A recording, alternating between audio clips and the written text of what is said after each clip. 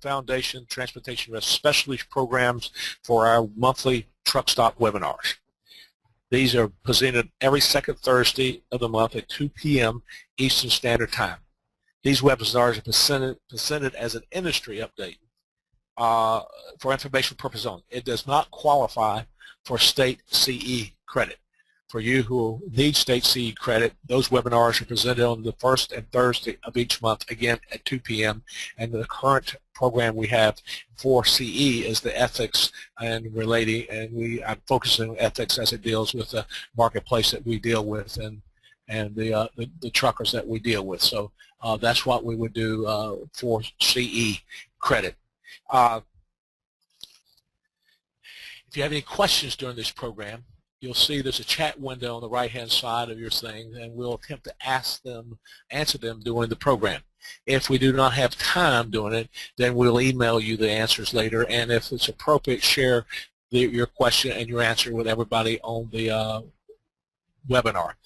Also, if you have a problem with any of the presentations as far as hearing it, audio problems or others, please again type in the chat window that you're having problems and or call our office at 800-741-4084, and we'll attempt to straighten it out if we can. A lot of the stuff is beyond our control from a mechanical and technical standpoint.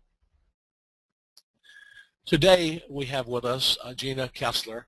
She is the president of DNA Experts out of Phoenix, Arizona, that does a lot of drug and alcohol testing on behalf of our motor carriers and her program. We have a lot of material here that she's provided for us. A lot of it, obviously, you will not be able to take down, so she'll do an overview. So after this program, Beth will send everybody a PDF of the information that will be contained in this presentation for your later references. So don't worry about scrambling and trying to take all the notes as we go through here, because the details with the sites and the regulations and all will be presented to you. Drug testing is a big part of our discussion and our obligation for our insurers, and we see in the CSA scoring and even in court cases violations surrounding around drug testing. So I've asked Gina to share with us the technical part of drug testing, also look at the future as far as the drug test clearinghouse that's being proposed. Gina, welcome you. Hope everything in Phoenix is well. I'll turn it over to you now, ma'am. Great. Thank you very much, Tommy, and I wanted to thank everybody that's joining us today, particularly on a very significant day of remembrance. So appreciate your taking the time out.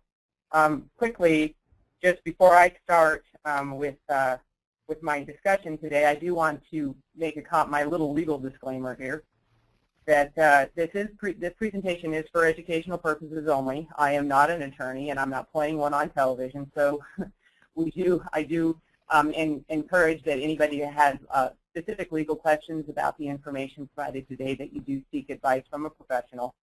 And then, as I understand it, we may have 1 or 2 or 3 motor carrier companies joining us today. So I want to also make reference that this presentation does not meet the DOT or the Federal Motor Carrier reasonable suspicion training requirements for supervisors. That's an entirely different type of training, although there might be some little segments and areas that, if you've taken them before, you may see in this. So, and if you do need that sort of information or resources for you, we'll be talking about that later in the presentation of where and how and whom you can contact for additional assistance in those areas.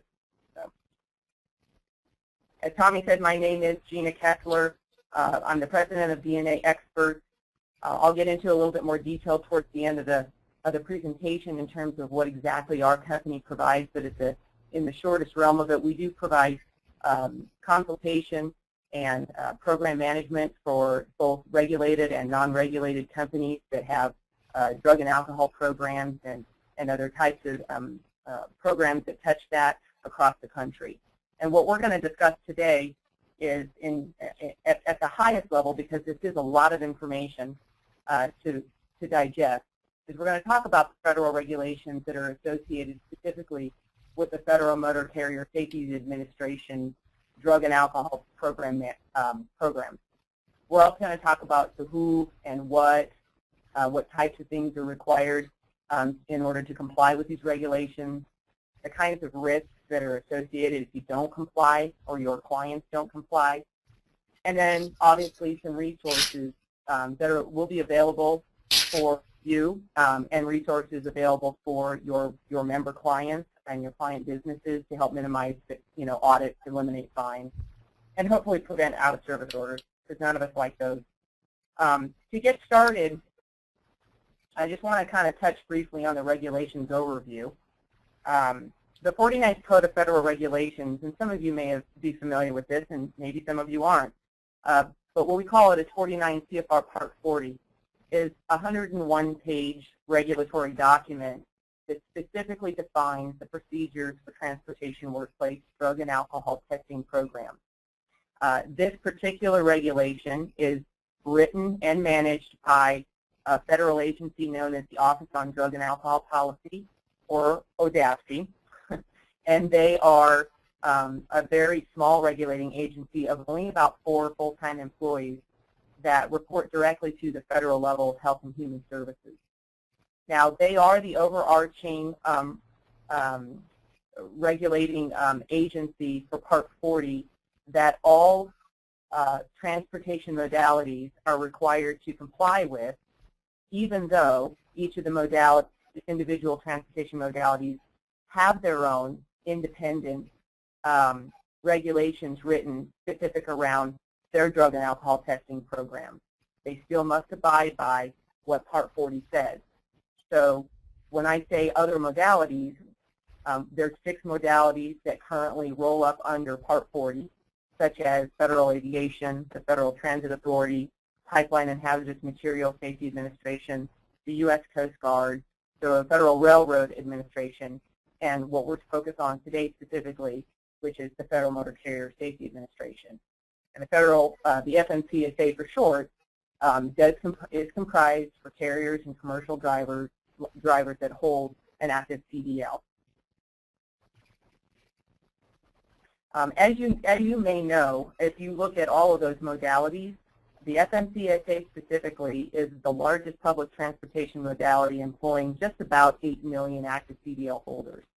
So this is the largest that we're dealing with. The next largest behind that would be the Federal Aviation Administration, of about 400,000 employees.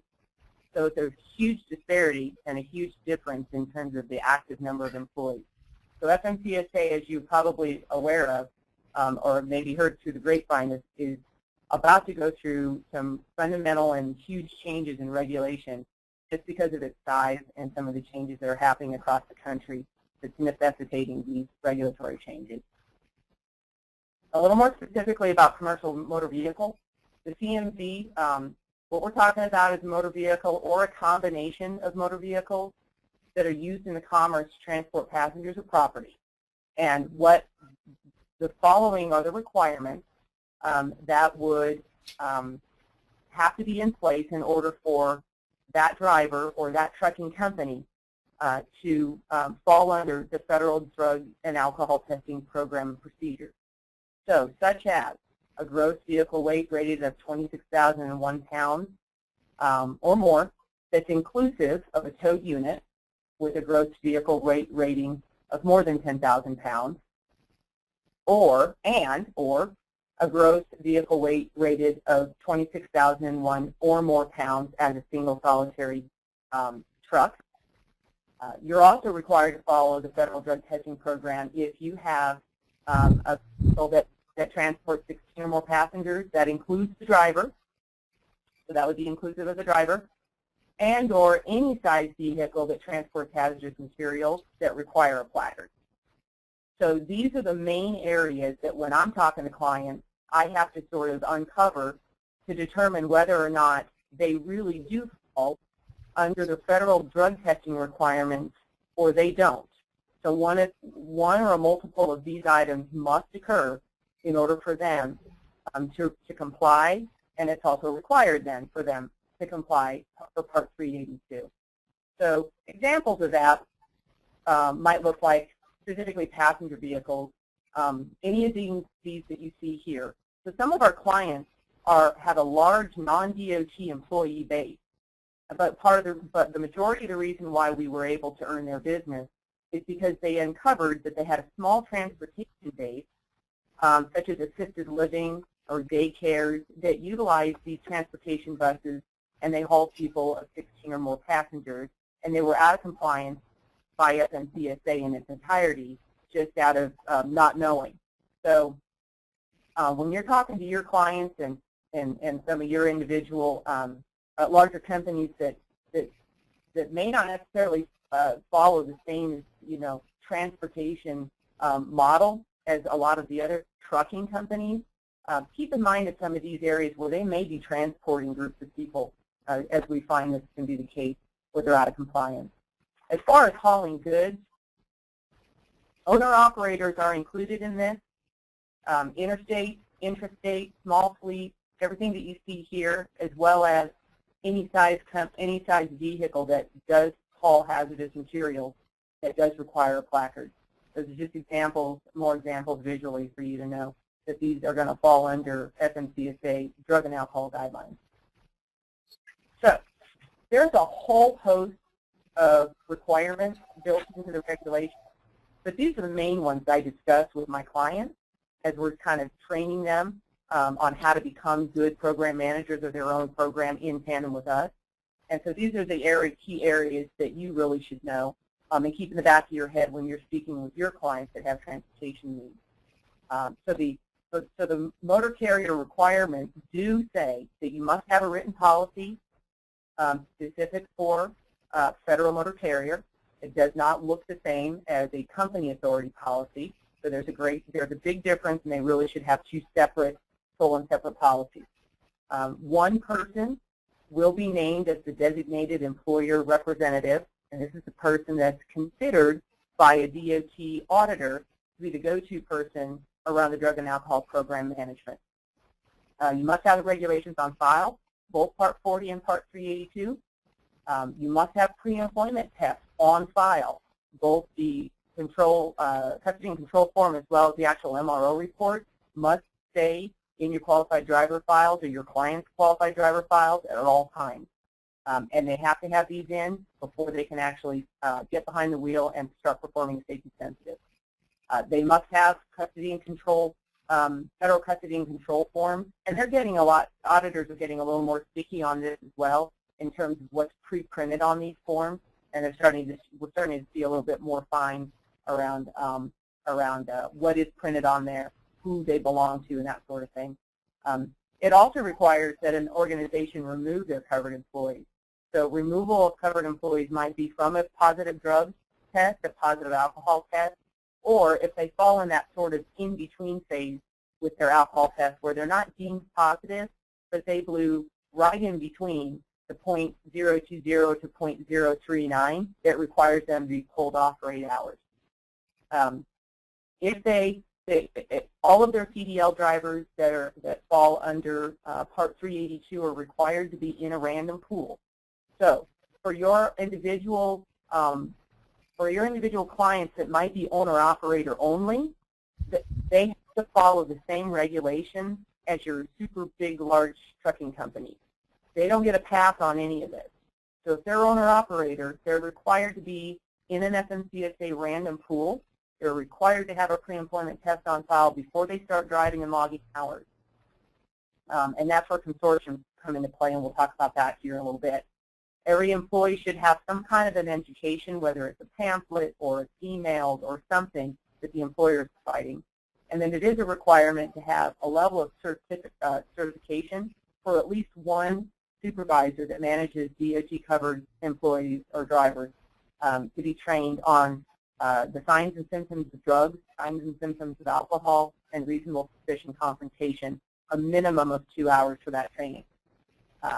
The FMCSA program requires, in certain instances, that federal drug and alcohol testing be conducted after an accident, and we'll look at that here in a little bit more detail in a few minutes.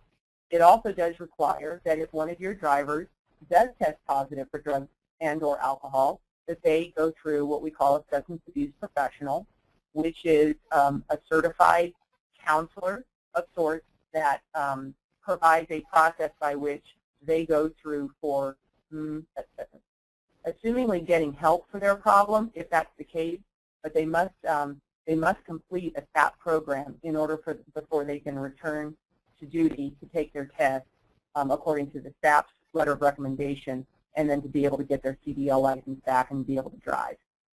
There's a whole host of required record keeping, which is usually where our clients tend to trip over rocks that we help them with. And again, record keeping is key. The details are key to avoid having additional fines.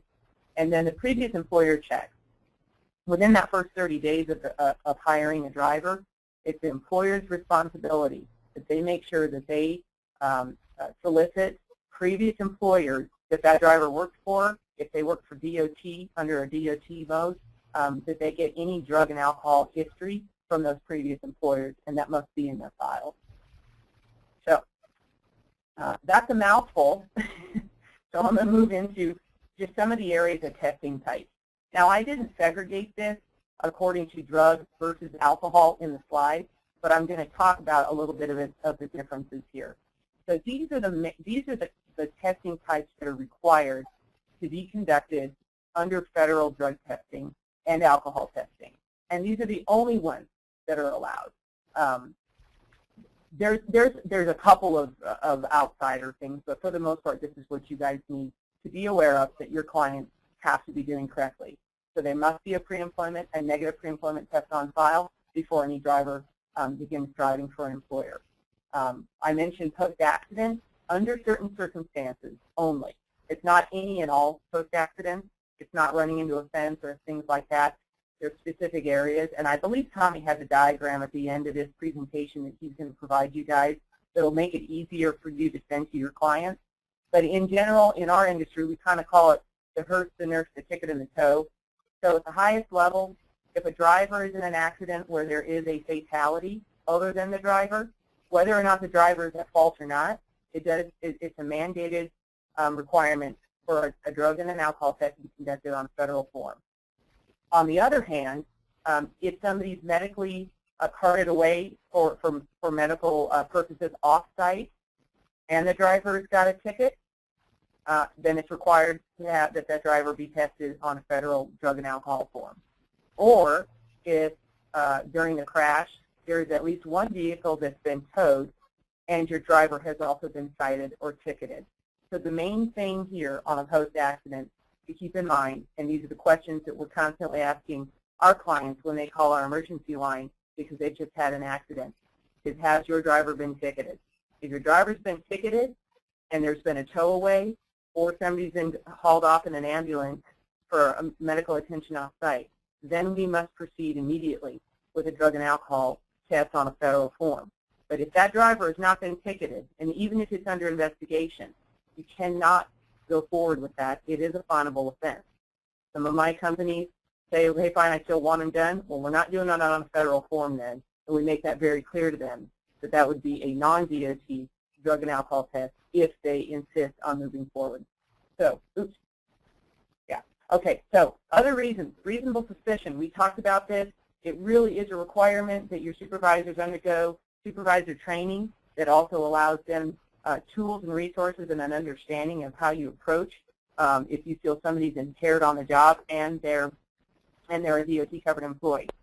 For your clients, the one thing to keep in mind is because they're falling under federal regulations, they're also federally required and obligated to go forward with a reasonable suspicion drug and alcohol test if they truly feel after they've been trained that somebody on the job is impaired. Random testing is also a requirement, and I mentioned that earlier. So we have two types of ways that drivers can be pooled together for the purposes of random selection.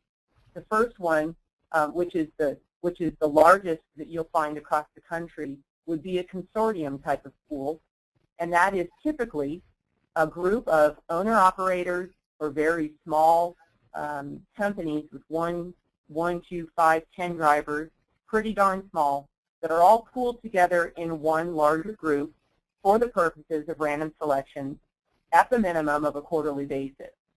Now, a lot of our clients that are quite a bit larger, and we like to kind of put it around the 50 employee mark or so and greater, we encourage a standalone pool where we'll manage that pool and pull random selections on a quarterly basis for them on their behalf without having other companies included in their pool. So just we customize it depending on the need and what the history might have looked like for that trucking company. But at the end of the day, the regulations do require that random pool on an annual basis is tested for a minimum of 50% in drugs and 10% for alcohol. So the easiest way to describe it is you've got a pool of 100 drivers. At the end of that 12 months on a calendar year, that company is going to be expected to show proof that they have tested 50 of those people for drugs and 10% for alcohol.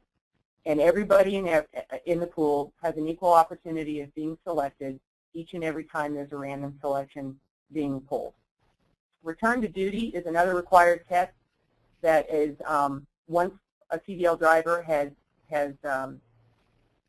successfully completed a SAP program. The SAP has sent a letter to the employer and stated that they are ready to come back to work, and they can go ahead and conduct a return to duty drug test or alcohol test, or it could be both, depends on what the SAP requires. Once that negative result is turned around, that driver can begin driving under safety sensitive again. And then follow-up testing. Follow-up testing are a series of drug and or alcohol tests that happen at different times and unpredictable dates after somebody has successfully passed their return to duty. So those are the types of testing that we see that are required under federal testing. So Tommy asked me to talk a little bit about post-accident because this is a gray area, and it's not just a gray area from a legal perspective, but we're seeing other regulating agencies kind of poke their nose in this as it relates to do we test for every accident? Do we not test? Under what circumstances do we test? And then the employer also has to be very cognizant of if they're going to conduct a post-accident test that is outside of federal requirements, where these employees reside from a state-by-state perspective as well. Not all states allow post-accident testing. And like I said, some regulating agencies are also starting to stand up and impose their thoughts around whether or not post-accident testing should be conducted. But we have seen over time from studies that it does boost work, or excuse me, from the National Institute on Drug Abuse. They run all kinds of surveys and reports. We've seen that substance abusers are up to 4 times more likely to be involved in on-the-job accidents. So we're kind of talking across the board. We're not talking necessarily drivers as a single classification. We have found in reports that substance abusers are 5 times more likely to file a work comp claim.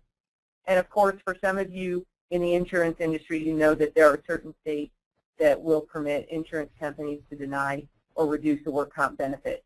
Now, I live in the state of Arizona where it doesn't matter if you had an accident, if you're impaired that caused the accident, it's a no-fault state here, so there is no denying any kind of benefit, where some other states like Georgia and such do have some of these stipulations. California, if certain things, thresholds are met, but it always does end up with, a nice little legal battle that goes along with it.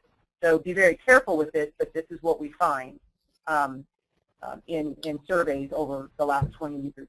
So if that's the case, a non-DOT policy must be established that clearly identifies what kind of post-accident tests they might be conducting and based on what may have happened. These surveys have been have spoken with companies that talk about boosting workplace safety, that they have saved on insurance costs, that it has allowed them to experience improvements on their work comp, so their experiential mod reduces legal liability and such like that. And then, of course, DAISHA and SAPA, who are 2 of our trade associations, they continue to encourage a post-accident test be included in a program, and then they also try to advise companies to go seek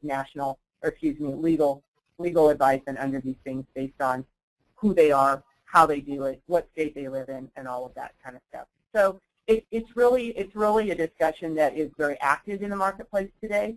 Some of my clients conduct post-accident tests, some don't. It just kind of depends on what the circumstances are and what for a living. Most of them are very safety sensitive, so they look at that from that perspective. So that'll be, I think, an ongoing argument there that we'll see.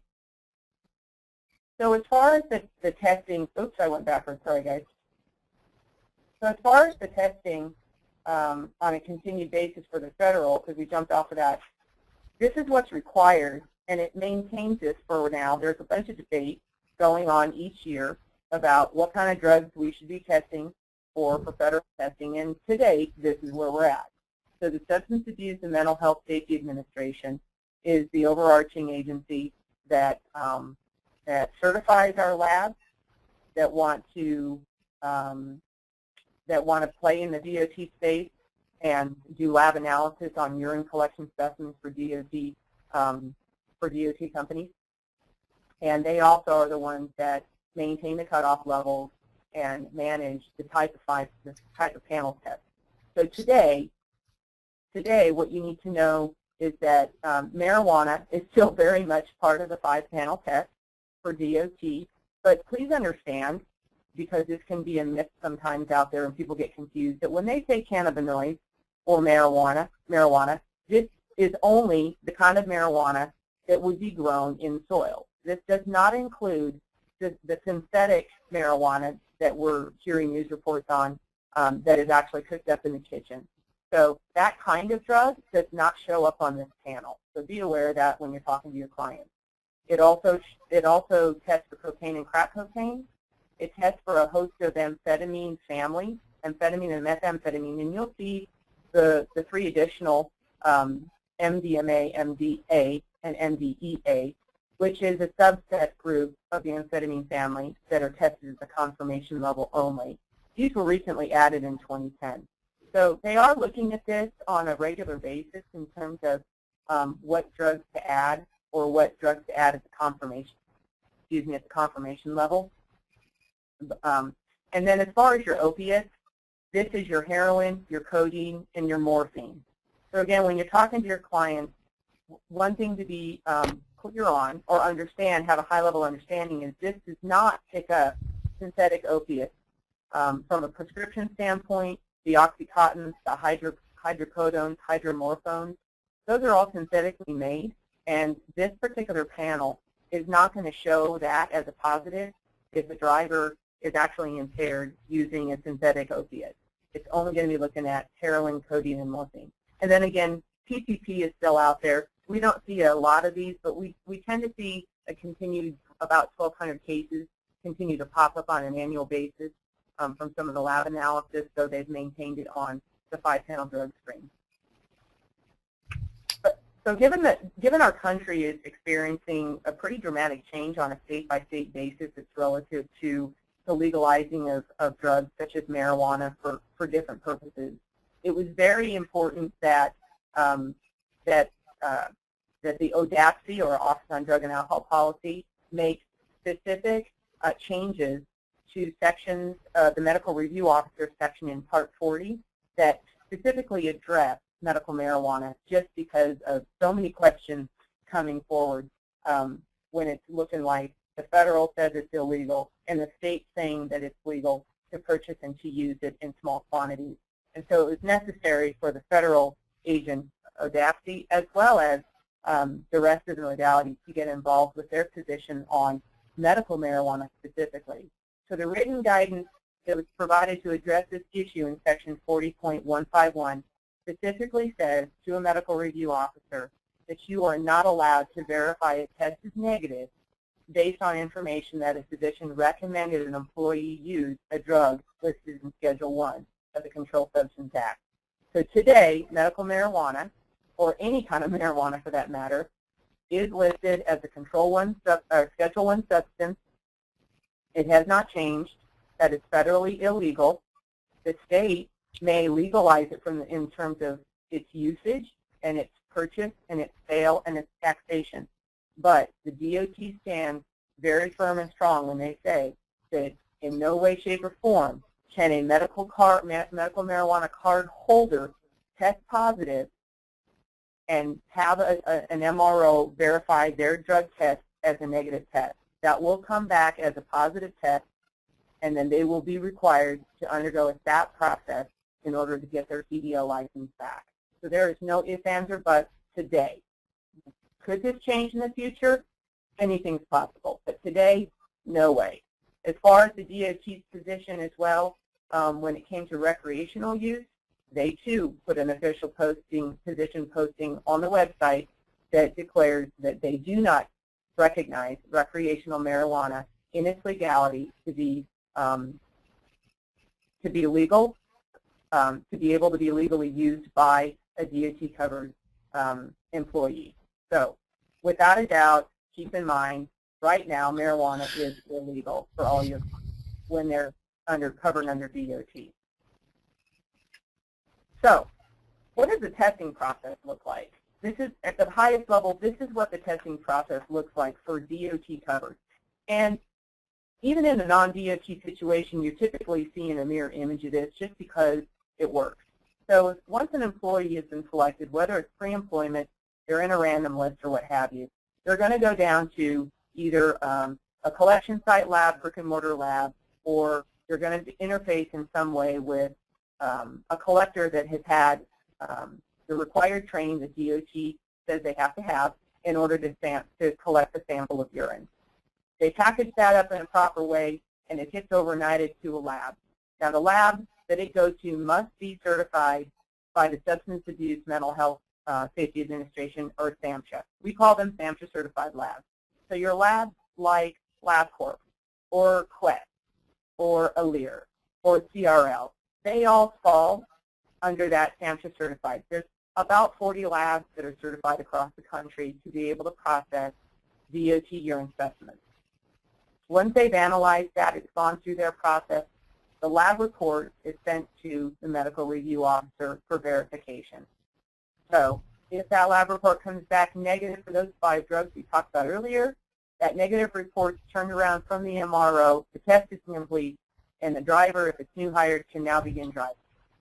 But however, if that MRO talks with the donor and deems that they are using an illegal drug, an illicit drug, or they've tested positive and they're using a prescription drug that's not theirs, which is illegal, they're required to then verify it as a positive drug test, and that driver is required then to go through a SAP process and be removed from safety sensitive if they're on the job. So your clients that fall under these regulations, if they're going to pull up Part 40 or they're going to pull up Part 382, in almost every subsection, they're going to see it with the language something like, it is the employer's responsibility. So even though companies partner with organizations like myself to help stay in compliance, at the end of the day, auditors go back to the regulations and they go back to the employer, and it is their responsibility to understand and have knowledge of these regulations and how to run this program.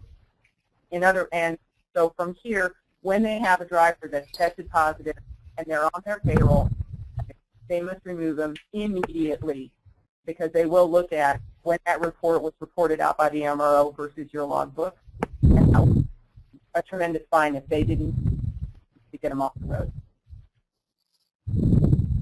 Common violations that we see. Part 382, in 382.30, violation of the driver that didn't pass the test or didn't take the sample before they started driving. Or 382.305, which is a violation if a company fails to implement test and alcohol test guidelines.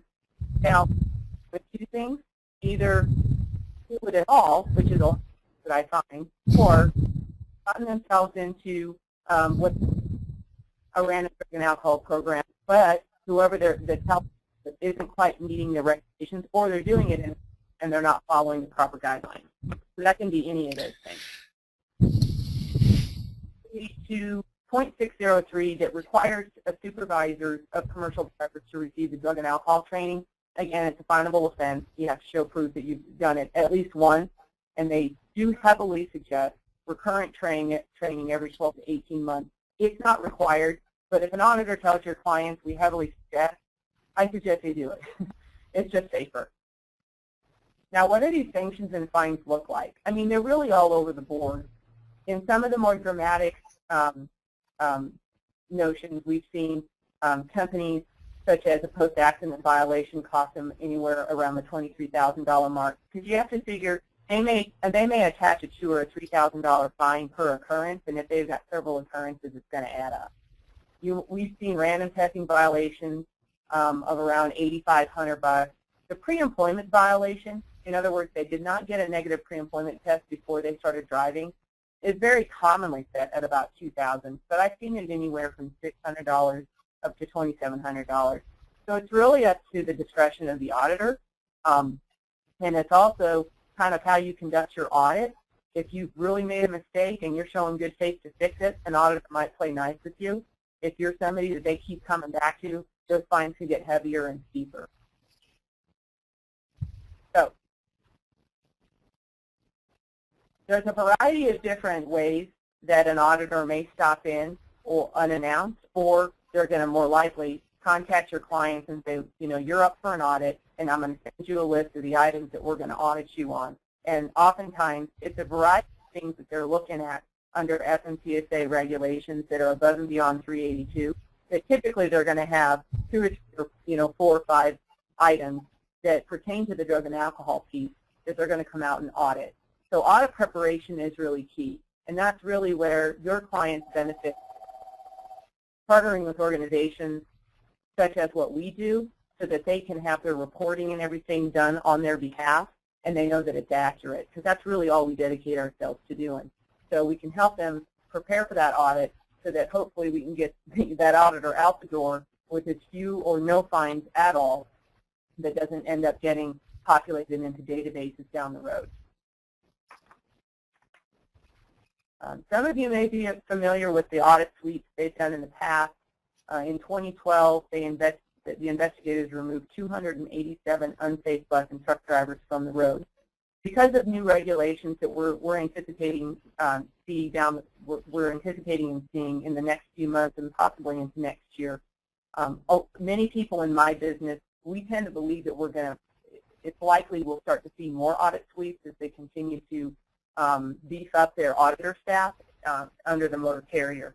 So it's really important, again, from your client's perspective, to maintain at the very minimum, if they're required to fall under 382, to make sure that they have their record keeping correct, that they're following guidelines, and that they're keeping their drivers somewhat educated in this way, so that if there is an audit suite that comes up, your clients aren't one of those that are being investigated and having a driver pulled off the road. I mentioned something about new regulations coming down the pike. The new regulations we anticipate seeing in the next few months are going to be, what they're saying, about as impactful as when the drug and alcohol laws were first implemented and rolled out back in the early 90s. It's really going to be a pretty big deal. So just a little bit of high level on this, because the regulations have not been approved and posted yet, and they are not in effect. But this is what's called the FMCSA Drug and Alcohol Clearinghouse. Now, originally, this was supposed to be put into place October 1st of 2014. Obviously, we're nearing October 1st, and the regulations haven't even been posted, so we don't see that this is going to happen. It has been pulled back. So when they originally posted the regulations, they were open to public comment from March 21 to April 21st.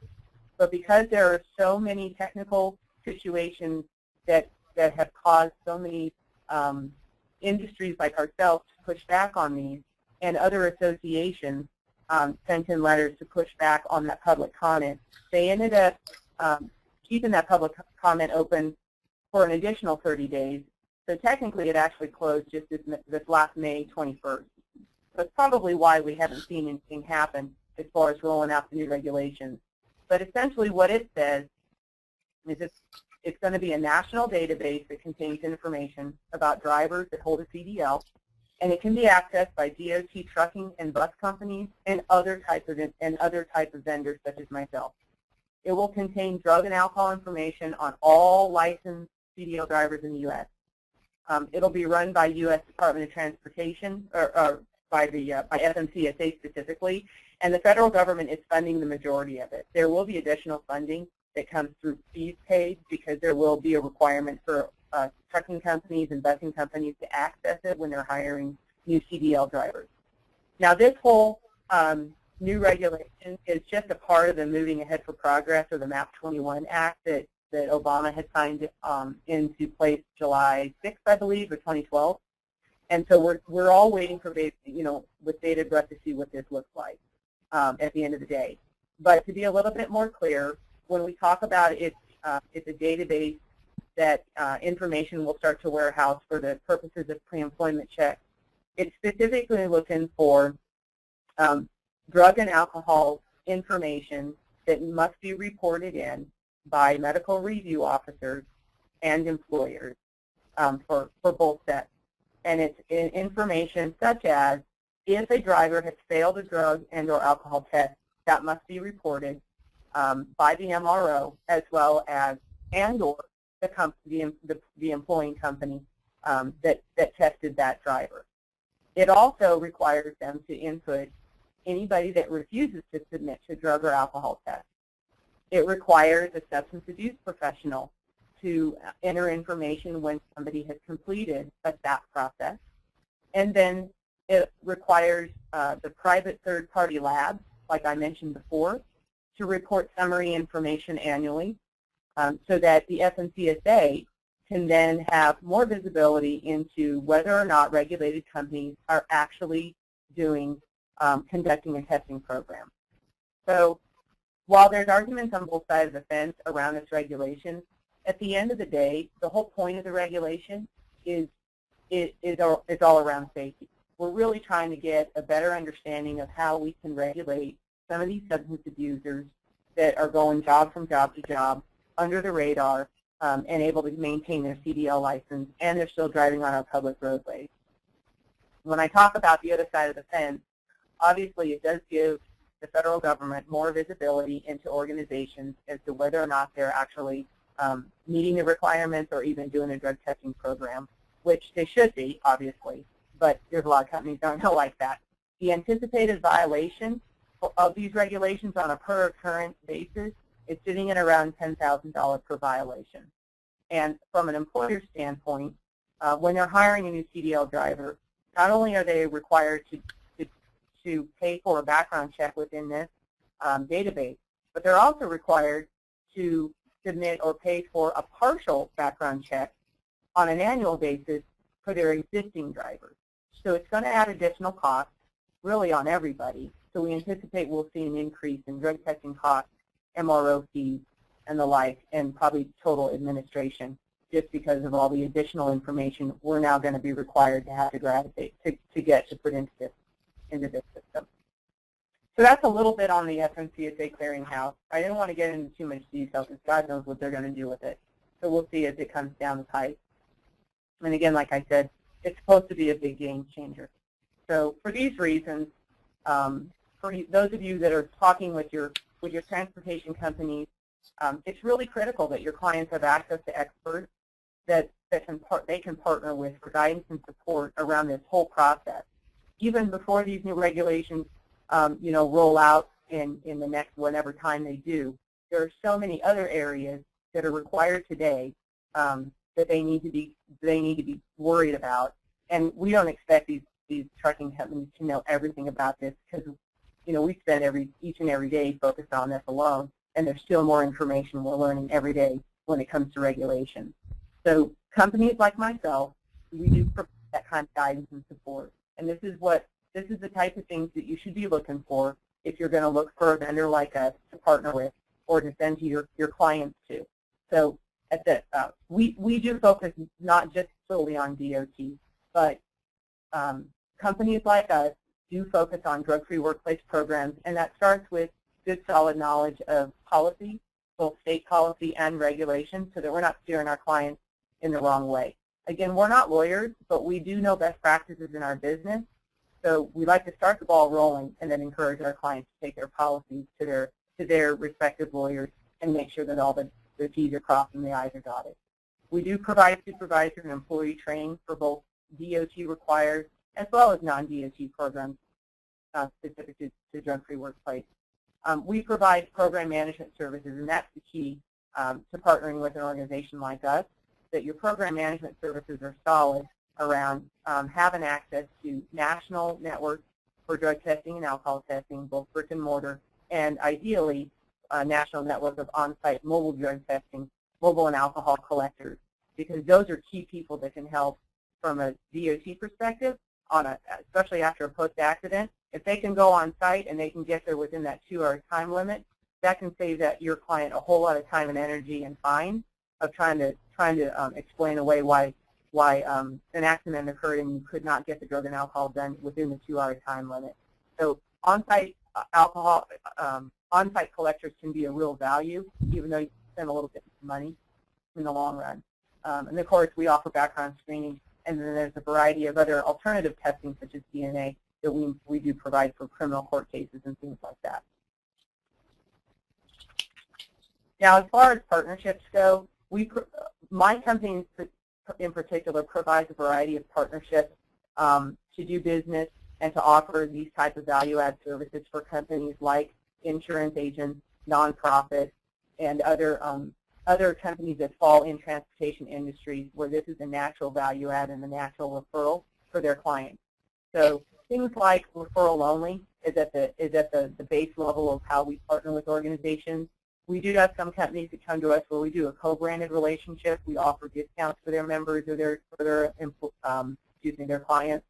And then at the top level, we also offer consortium services where we're the third-party administrator administering it in the background in joint effort with nonprofits or whoever else is looking to offer consortium services and compliance consulting services where we share that effort together. So there's a couple of ways, and if any of you are interested, I'm happy to discuss further down the road how we might be able to either customize and do a team approach that might make sense for your clients. How are we doing on time here? Take a quick peek. Ooh, okay. So looks like I'm getting near the end. So just as a final recap, we did talk about the Federal Motor Carrier Drug and Alcohol Regulations, and like I said, there's a lot more detail around versus what I gave you, and I believe that Tom is going to go into a little more detail, specifically pulled from regulations here when I'm finished. But we did. I wanted to recap that we did clarify who is required to comply with those regulations, and we reviewed some of the fines and audits, and then hopefully provided you a little bit more knowledge around the resources that are available to organizations and some of the things you might want to look for if you're looking to partner or add referral sources to your client base. So with that, I really enjoyed working with you. I appreciate your time and your energy. I hope I didn't put too many of you to sleep. Maybe you got some good emails done while I was talking. But as Tommy said earlier, I will be sending out, I'll be sending Tommy a little bit of an abbreviated version of this presentation so it's not quite so thick, so that he can email it out to you guys. And again, there's my contact information. If at some point you have questions or you just want to bounce something off of me, we're happy to help you, relative to the regulations or anything above and beyond regulations that might have something to do with the drug and alcohol industry. So, Gina, we have a couple more minutes here. I had a couple questions that came through me. Will you explain what an MOR is and how that has to be set up by the motor carrier and who can be the MOR? I know it stands for Medical Office Review, but what is that? Okay. Actually, it's Medical Review Officer. And a Medical Review Officer is a licensed physician that has been certified to conduct substance abuse reporting for both DOT and non-DOT. So within the regulations, a medical review officer portion of the drug testing process is a requirement according to DOT regs. So what they do is essentially their role and responsibility is to essentially get the lab report after a urine sample has been analyzed for the purposes of contacting that donor. If it came back as a positive lab report, contact the donor in a confidential way to have a conversation about what that lab report says.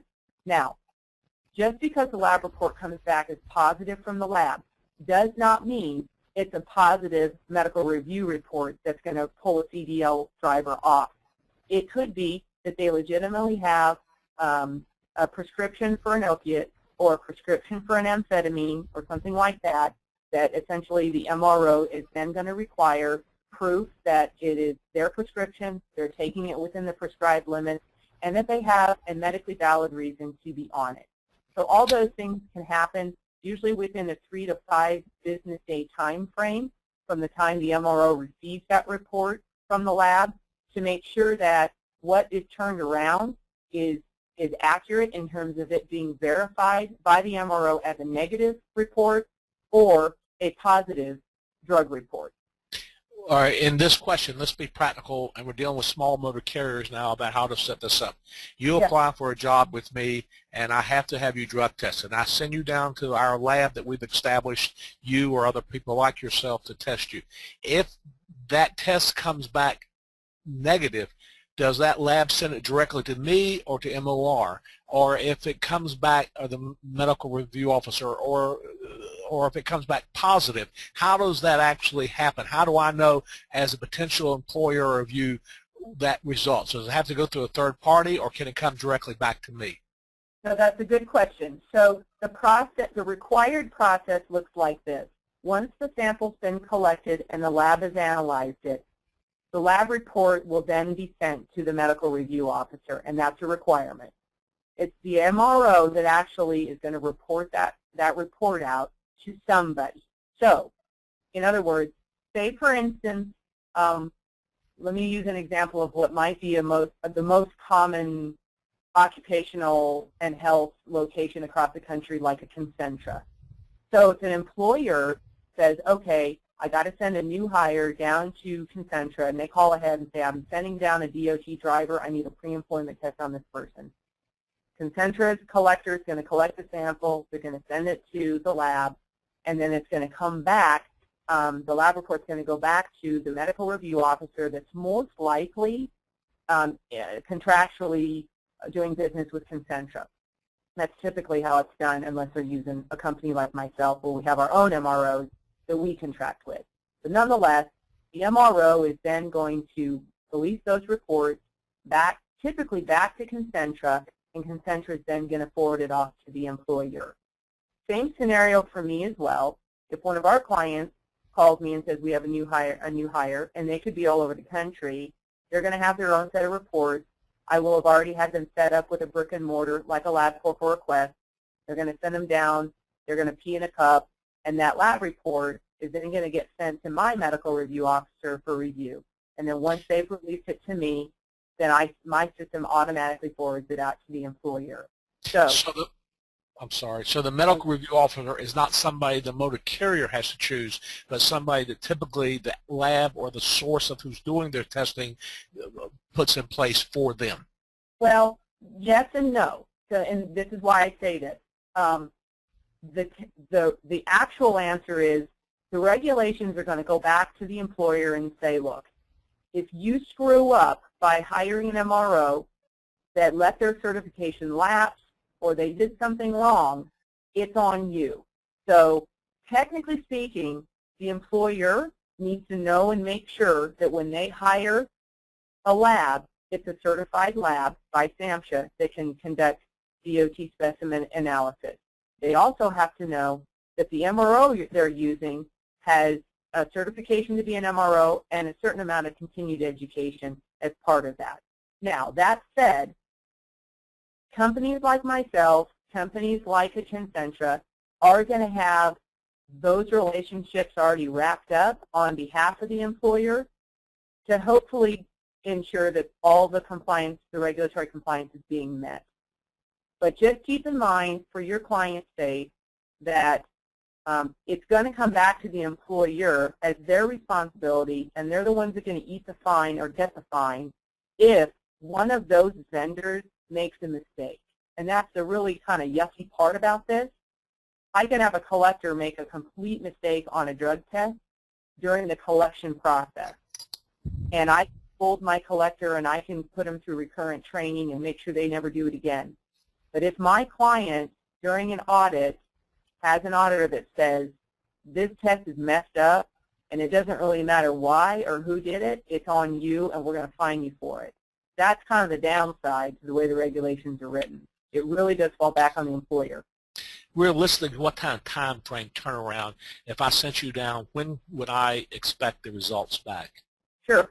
So for negative results, an employer should expect to receive an MRO report somewhere in the neighborhood of 24 to 48 hours from the time the lab receives the specimen.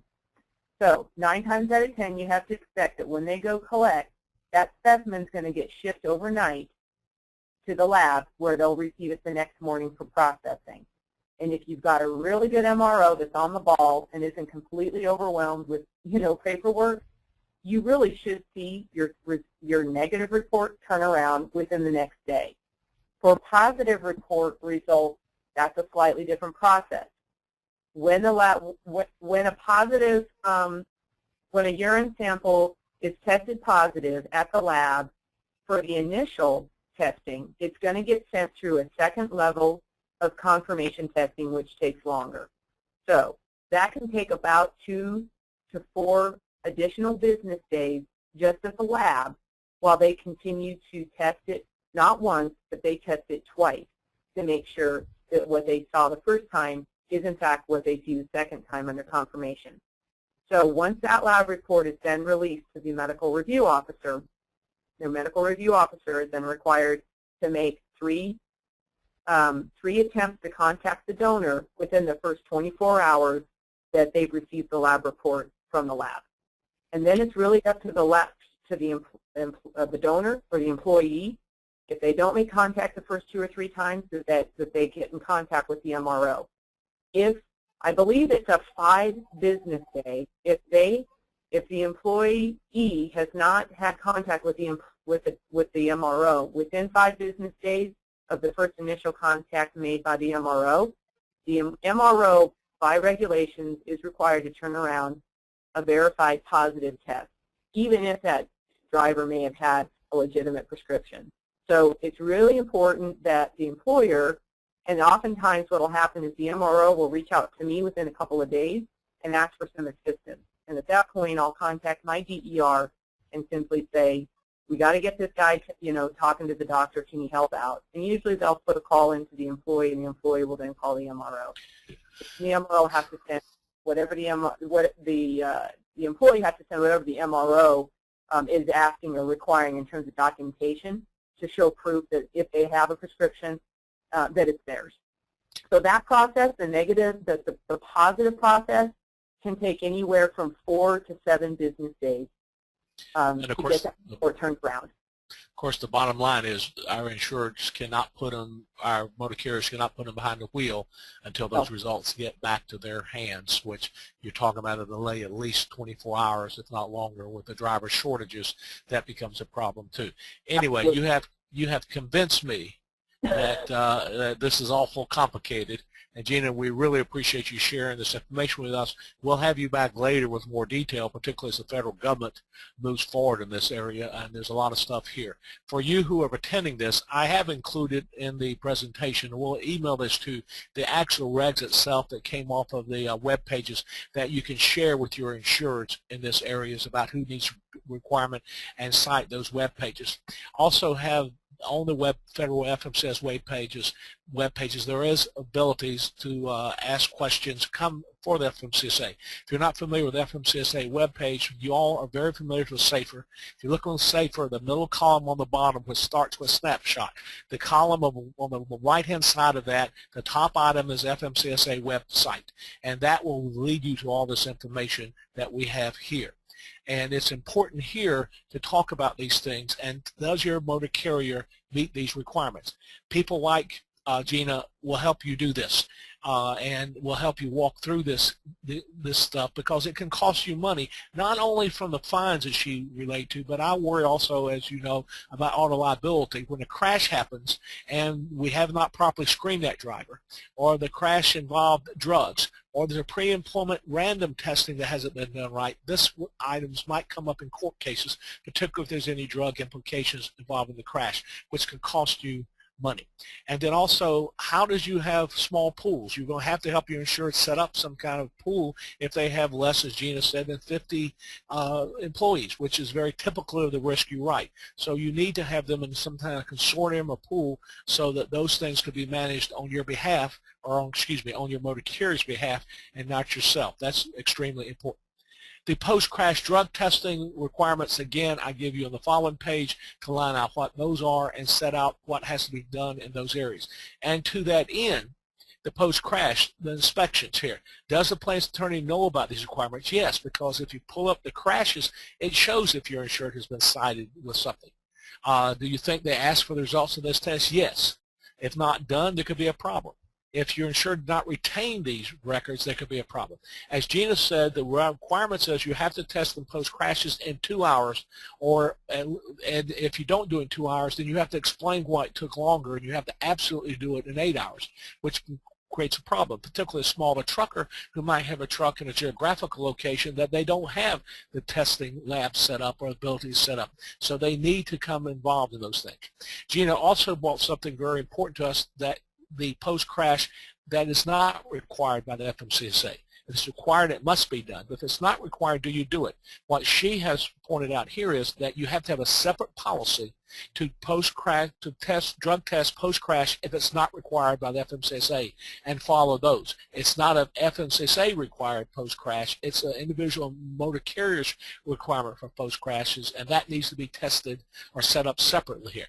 You need to talk to your lawyers about this. A lot of our lawyers telling us that they don't want their insured to test for anything more than what the FMCSA is requiring post-crash time because of it being admissible in court.